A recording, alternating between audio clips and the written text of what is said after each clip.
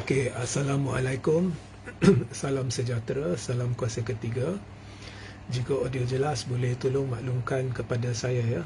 Share ramai-ramai, sertai Telegram saya, Regi J. Ritaudin. Now, isu yang saya nak bangkitkan di sini sebenarnya saya tidak ingin masuk campur, iaitu isu kerugian Fashion Valley, sebuah platform e-commerce yang sebenarnya dimulakan pada tahun 2010 oleh Fadzarudin Shah Anwar ya, dan ya, dia watak utamalah. Okey. So, isunya sekarang Fashion Valley ni sudah berada di bawah siasatan SPRM untuk melihat jika berlaku unsur-unsur jenayah. Sebenarnya tak ada lagi apa-apa indikator bahawa wujud unsur dan jenayah, tetapi ianya di bawah siasatan kerana mengalami kerugian besar. So isu ni digembar-gemburkan oleh pemimpin-pemimpin blok kerajaan, dan Anwar telah memberi lampu hijau kepada SPRM untuk membuat siasatan termasuk ke atas Khazanah dan Permodalan Nasional Berhad, dua syarikat yang telah melabur di dalam Fashion Valley. Okey. So apa isunya? Ada pihak berkata ini adalah kerugian yang biasa sebab Fashion Valley ni rugi berpuluh juta dalam tempoh beberapa tahun. So ini adalah kerugian perniagaan yang biasa. Jadi bila masuk perniagaan, kadang-kadang untung, kadang-kadang rugi. So Fashion Valley tidak bernasib baik. Okay. Namun SPRM ingin menyiasat adakah berlaku apa-apa yang pelik. Jadi mengapa siasatan ini tercetus? Siasatan ini tercetus kerana, so ini saya nak perbetulkan fakta ya, yang sedang diwar-warkan oleh sesetengah pemimpin. Sebab sekarang Tony Phua dan Dr. Akmal tengah bertikam lidah. Okey. So, sekarang saya nak nyatakan bahawa Fashion Valley ini telah menerima pelaburan 20 juta daripada Khazanah dan 20 juta daripada Permodalan Nasional Berhad pada 2018. Dan perkara ni telah diumumkan oleh Fashion Valley pada bulan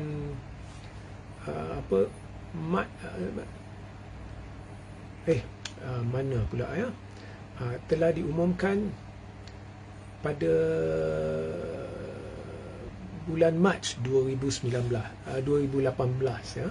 So Fashion Valley telah mengumumkan pada bulan Mac dia telah terima pelaburan dan daripada Khazanah dan PNB, dan jumlah pelaburannya sebenarnya adalah secara jumlah 47 juta.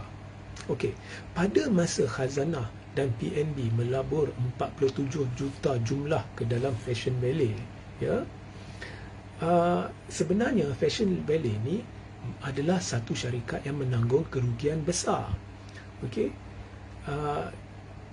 dalam semasa liability semasa syarikat pada 2012 melebihi aset semasa sebanyak 401,000.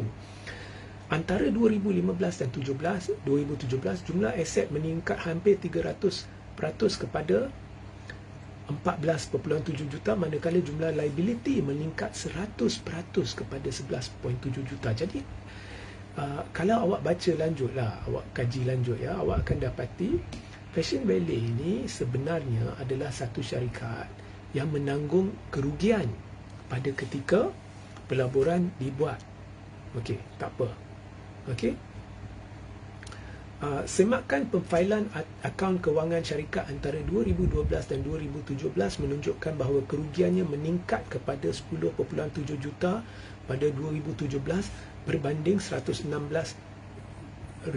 pada 2012 sebelum pelaburan Khazanah dan PNB pada syarikat itu. So, okey, kita pendekkan cerita. Khazanah dan PNB telah melabur ke dalam satu syarikat yang dinamakan Fashion Valley lebih kurang pada bulan Februari Mac 2018. Okey, pada ketika itu syarikat itu menanggung kerugian tapi tidaklah begitu besar, berapa ratus ribu. Okey, namun kerugiannya berterusan. Tetapi adakah Khazanah dan PNB telah menarik pelaburan atau melakukan sesuatu untuk menguruskan kerugian itu? Tidak, sebab atau jika ada, ia tidak berkesan. Kerana akhirnya kerugian syarikat itu menjadi begitu besar sampai juta-juta. Okey. So, pendek kata, 40 lebih juta pelaburan PNB dan Khazanah yang sememangnya boleh dianggap duit rakyat telah burn begitu sahaja. Okey. Now, Tony Pua berkata ini perkara biasa, bila awak masuk perniagaan boleh rugi, itu risikonya. Tapi kemudian Dr. Akmal melatah, dia bagi balik kat Tony Pua, ya. Kalau awak baca sendirilah apa Dr. Akmal berkata. Okey. Tetapi adakah semua dalam UMNO lupa siapa pengerusi Khazanah pada ketika pelaburan kepada Fashion Valley diluluskan pada 2018? Pengerusinya adalah tak lain, tak bukan Datuk Seri Najib Tun Razak. Ya. Pengerusinya tak lain, tak bukan Datuk Seri Najib Tun Razak. Okey. Now, bila Dr. Akmal nak serang DAP, perlu ingat balik pelaburan dibuat pada 2018 kepada satu syarikat yang menanggung kerugian, tapi tak begitu besar sampai kerugian macam hari inilah. Okey. Namun untuk seorang Perdana Menteri dan juga pengerusi Khazanah meluluskan satu pelaburan sebesar itu kepada satu syarikat yang menanggung kerugian contohnya 10,000 ke 100,000, itu bukan sesuatu yang pelik, ya. Mungkin telah dibuat pembentangan cara mereka hendak berkembang dan Najib telah setuju dan pelaburan dibuat. So tak ada yang pelik. Tetapi kerugiannya berterusan, dan siapakah pengerusi Khazanah, ya, selepas Najib pada 2019, ya, 2020, 2021, siapa pengerusi Khazanah? Okey. Jadi setiap orang yang menjadi pengerusi Khazanah selepas itu sehingga sekarang semuanya bertanggungjawab untuk menjelaskan apakah langkah-langkah yang telah diambil untuk menangani kerugian yang berlaku. Dan setiap pengerusi selepas itu perlu menjawab mengapakah bila kerugiannya meningkat, contohnya pada 2019-2020, langkah-langkah tidak diambil untuk sama ada menarik pelaburan atau satu langkah drastik untuk menangani isu kerugian itu. Jadi untuk menuding jari kepada Najib semata-mata ianya tidak betul, kerana Najib kerana akhirnya semuanya diluluskan pada ketika kerugian Fashion Valley kecil pada 2018, dan hanya 1-2 bulan lepas itu Najib telah letak jawatan pada bulan Jun 2018, telah letak jawatan sebagai pengerusi Khazanah, ya, kerana pada bulan Mei 2018 Barisan Nasional kalah pilihan raya. Okey. So faktanya kelulusan pelaburan kepada Fashion Valley berlaku di bawah Najib, tetapi hanya 2-3 bulan selepas itu Barisan kalah dan Najib letak jawatan sebagai pengerusi Khazanah. Jadi yang lebih bertanggungjawab dari sudut menangani kerugian yang ditanggung dan mengambil langkah-langkah untuk tarik keluar daripada Fashion Valley, pelaburan itu daripada Fashion Valley atau pelaburan yang berbaki daripada Fashion Valley, adalah pengerusi-pengerusi Khazanah selepas Najib, ya. Walau bagaimanapun, bila Dr. Akmal serang DAP ke apa, perlu ingat siapa yang mula-mula, ya, bertanggungjawab bagi pelaburan ke atas Fashion Valley. Ya.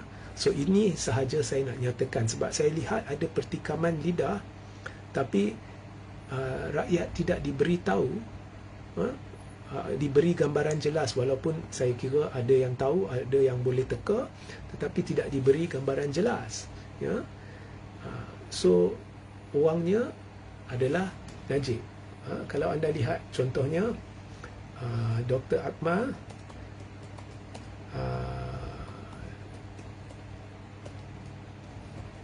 okey, apa, Dr. Akmal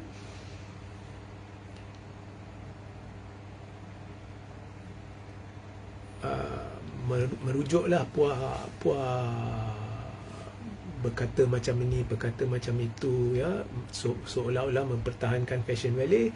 Jadi timbalan Perdana Menteri, timbalan Presiden UMNO Muhammad Hassan dan Dr. Akmal menyerang balik, ya, Tony Puah. Tapi sebelum serang Tony Puah, perlu akur bahawa Fashion Valley terima pelaburan di bawah pentadbiran Najib ketika Najib pengerusi khazanah.